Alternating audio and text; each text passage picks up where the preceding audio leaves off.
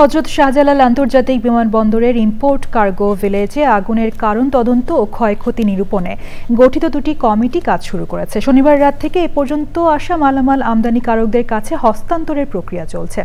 বিমানবন্দরের সবশেষ পরিস্থিতি জানতে চকর মালিথার কাছে যাচ্ছি। তিনি বিমানবন্দরে আছেন। চকর, বিমানবন্দরের আগুনের ঘটনার সার্বিক পর্যালোচনা জানাবেন।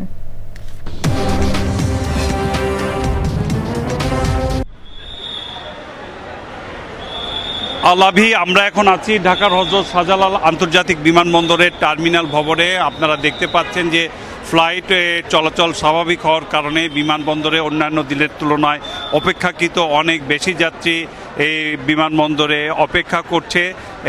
কিছুক্ষণ আগে বিমান উপদেষ্টা সাংবাদিকদেরকে বলেছেন গতকাল যেসব ফ্লাইটে যাত্রীরা যেতে পারেননি তাদেরকে আগামী 3 দিনের মধ্যে সেই দেশের বা সেই এয়ারলাইন্সের যে কোনো ফ্লাইটে তাদের সংশ্লিষ্ট দেশে পাঠানোর জন্য দ্রুত ব্যবস্থা মন্ত্রণালয় থেকে করা হবে।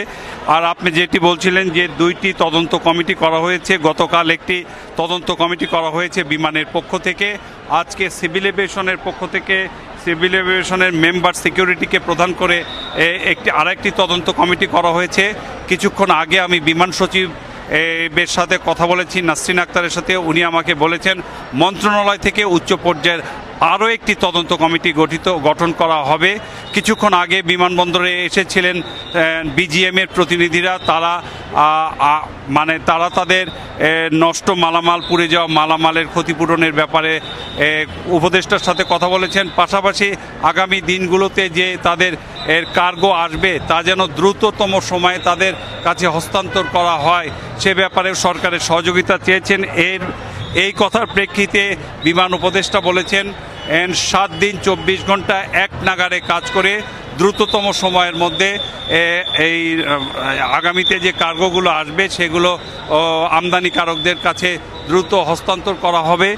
বিমানবন্দর থেকে যে ফ্লাইট ওঠানামা করছে, ফ্লাইট চলাচল করছে তা স্বাভাবিকই আছে, তবে কিছু কিছু ফ্লাইট 1 ঘন্টা সর্বোচ্চ 2 ঘন্টা দেরিতে চলাচল করছে।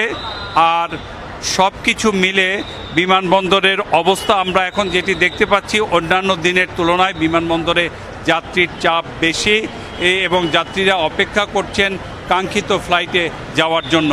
আল আভি। চকর মালিথা, ধন্যবাদ আপনাকে।